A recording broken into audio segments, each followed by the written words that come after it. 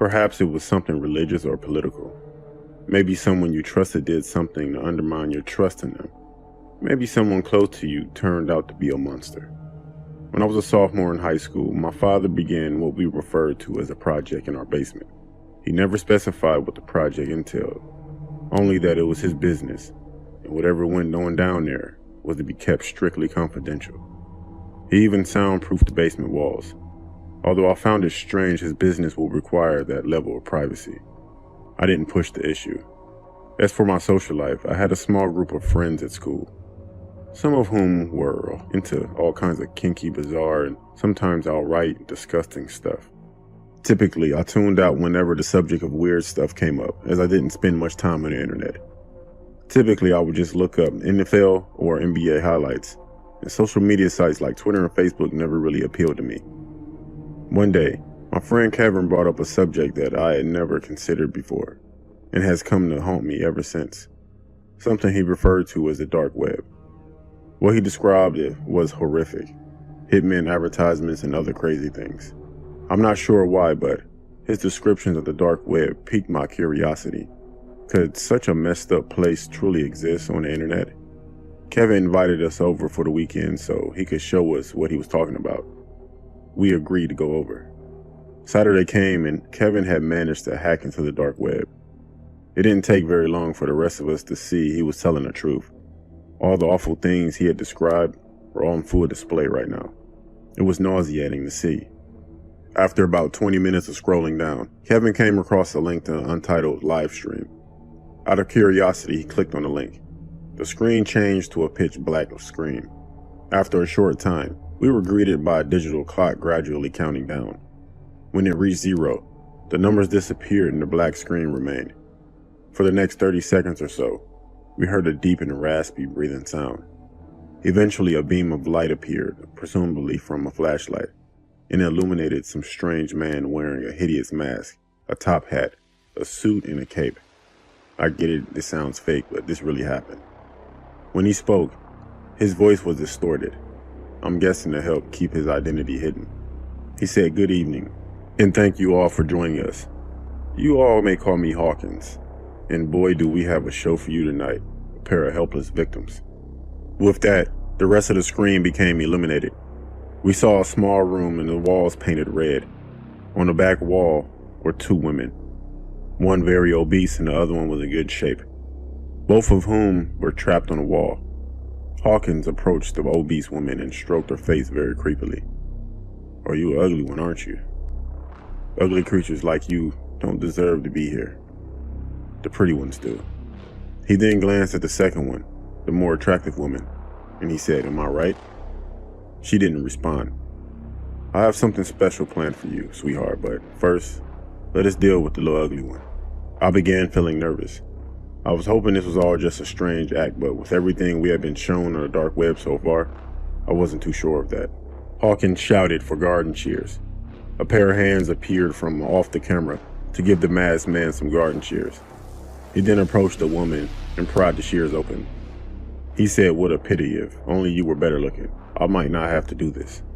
With that, he began to do the unthinkable thing, and then all we heard were deafening screams.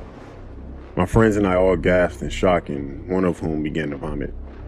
Then out of nowhere, this guy grabbed his chainsaw. I get it, this sounds over the top, but this is really what happened. I felt queasy at the moment of the chainsaw. After receiving the item, he used it.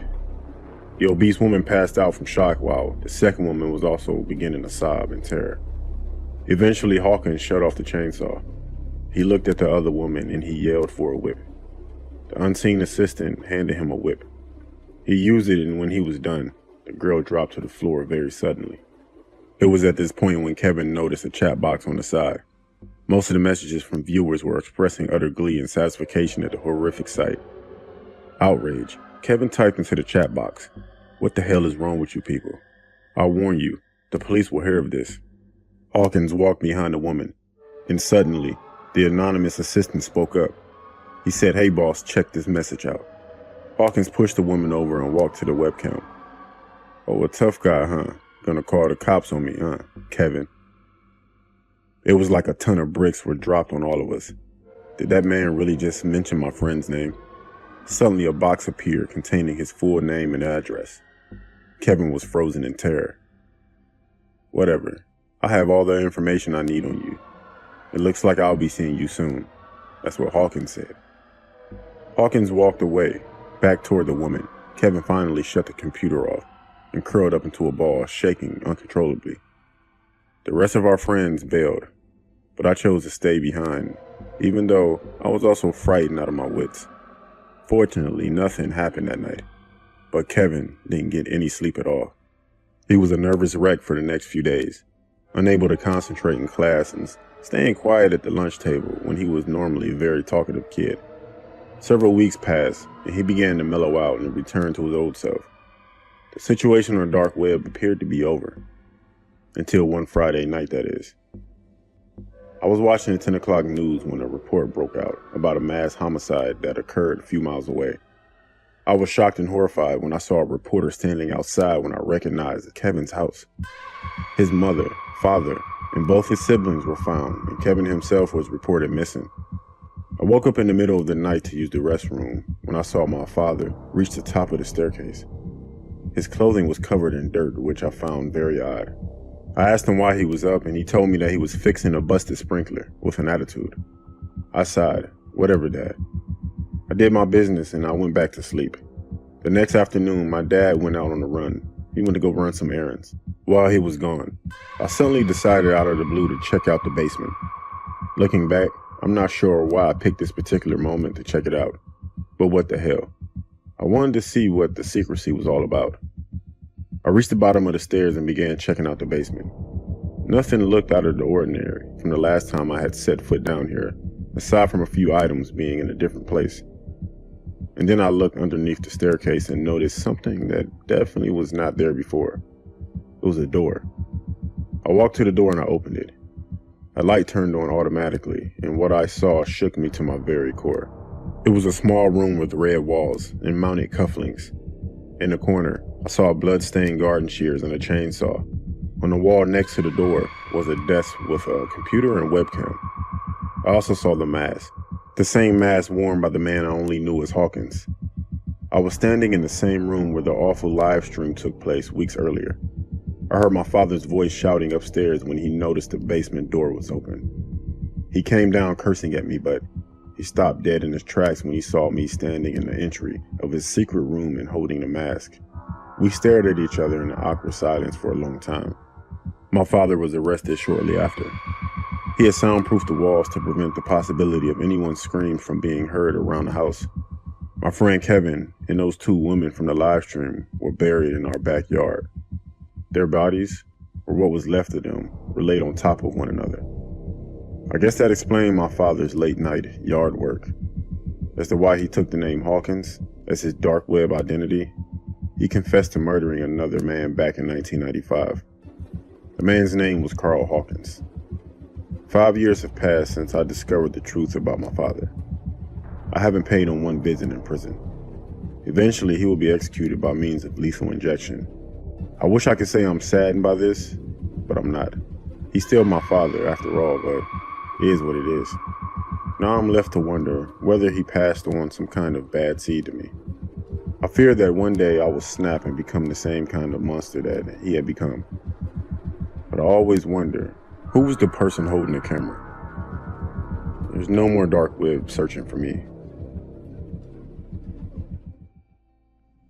I'm from the Netherlands, and last year, my friends and I were having a party. I use the word party very loosely. It was just a few stupid 18-year-old dudes getting drunk at one of our friends' places. His family's rich, lived in the Rijswijk, and had a house with a good-sized garden. So, when we were hanging at this guy's place, we always had a blast.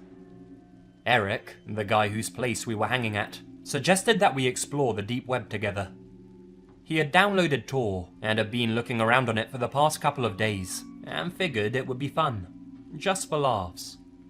Most of us hadn't even heard of the deep web before, so when he explained to us what it was, our drunken asses were totally in. So he shows us all of the common sites that you've probably heard of. After a while, we started going off-road and looking for some obscure, crazy things. We found people selling drugs, A bunch of those hitmen services which look pretty fake. Even a site where you could have a box full of actual shit mailed to someone. That one was particularly funny at the time. Still sort of is. We came across a site in Dutch that was selling animals. Not crazy, exotic animals, but like cats and dogs. Okay, that's pretty weird. Why would you need to be selling such normal pets on the deep web? We were about to click off and find something more interesting, when a chat box popped up on the screen, asking us what sort of animal we were looking for, and if we needed any help. Drunk off our asses, we decided to play along with this random guy who must have run the site. And since he sold dogs, we typed to him in English, "Can you send a bunch of bitches around to my place ASAP?" Our country is highly proficient in English, so he definitely understood our innuendo. He told us to stop wasting his time and to get off the site. We decided to ask a legitimate question. Why are you selling cats and dogs on the deep web? The guy's response really surprised us, as we didn't see it coming. He told us that all of the pets for sale on the site were stolen from their previous owners and then sold on for profit. The guys behind the site would go around to people's houses, wait for their dogs to be let out into the yard, steal their designer pets, and then sell them at a major discount. We asked him why he did it, and he said it was surprisingly lucrative. Since some breeds can be really expensive and sought after, there was a lot of demand. They also stole cats, which he said were much easier to get a hold of, since owners kept much less of an eye on them. What was our response to this? Well, we were drunk, so we started calling him an arsehole. He didn't respond well to this, calling us pussies and saying we'd never say such a thing to his face. He wasn't eloquent or anything, he just typed like some sort of thug. At one point, Eric, who was typing, was saying that if the guy had any pets of his own, he would realise how messed up what he was doing was, and that he'd fuck up anyone he caught trying to steal his cat. There was a slight pause before the guy simply replied, "Okay, I'm coming to get it, and you won't catch me." Bullshit, we all thought. Firstly, what are the frigging odds that this jerk-off would ever do anything? On top of that, what are the odds that he even lives close by enough for it to be worth his while? So we figured, screw it. We kept berating him and calling him an arsehole in a variety of ways. After a while, he stopped responding with his empty threats, and just went silent. We kept typing, but since he wasn't responding anymore, we got bored quickly. A week or so passed, and I get a call from Eric that chilled me to the damn bone. Turns out that the guy's threats weren't so empty after all. His mum had gone to let the family cat, Cubus, into the house the night before, but it was nowhere to be seen. She figured that it just wanted to stay out for the night, so the family went to bed and thought no more about it. The next morning, when she opened the front door, right there on the doorstep was Cubus, almost totally skinned. It may have taken them a while longer to realise that the bloody mess was their cat, had the skin and fur of the tail not been left on as to help them identify it. The guy must have traced Eric's IP address, located his house, waited to find out which cat was his, and then caught it when no one else was watching. Maybe he was planning on stealing it, but figured that the breed wasn't worth taking, so he'd just send a message instead. We also don't know whether he really did live close by, or got someone else to do his dirty work.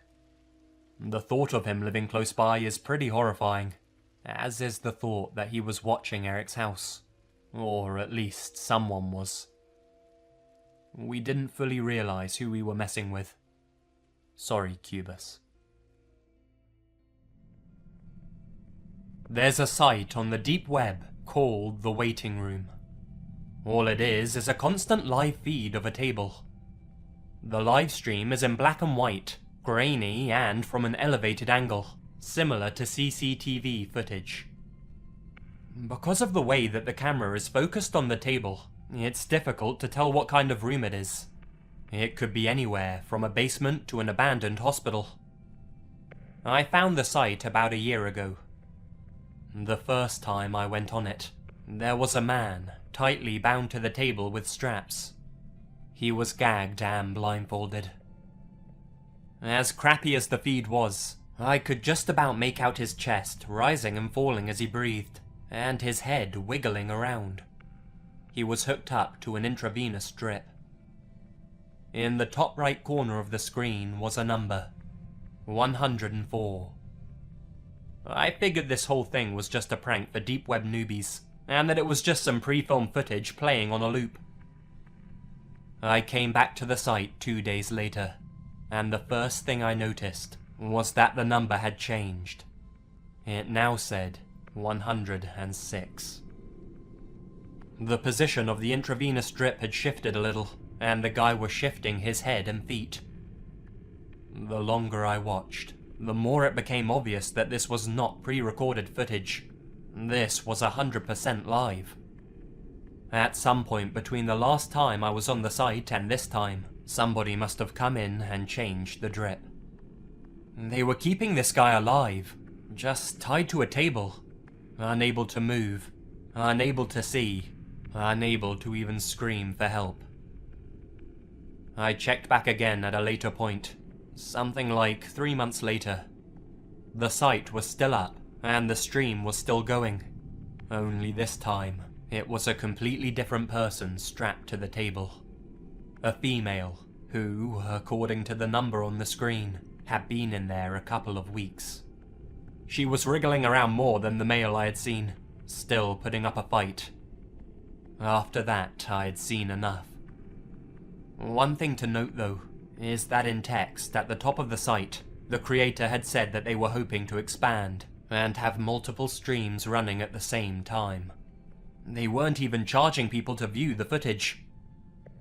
It's horrific to think that somewhere in the world right now, there are people being trapped against their will, suffering in such a terrible way, unable to see anything, say anything, even move. It's difficult due to the quality of the stream to see if they had earbuds in, but for their sake I hope they weren't forced to wear them. Complete sensory deprivation can drive a person insane. Never forget to be grateful for your freedom, and count yourself as one of the lucky ones.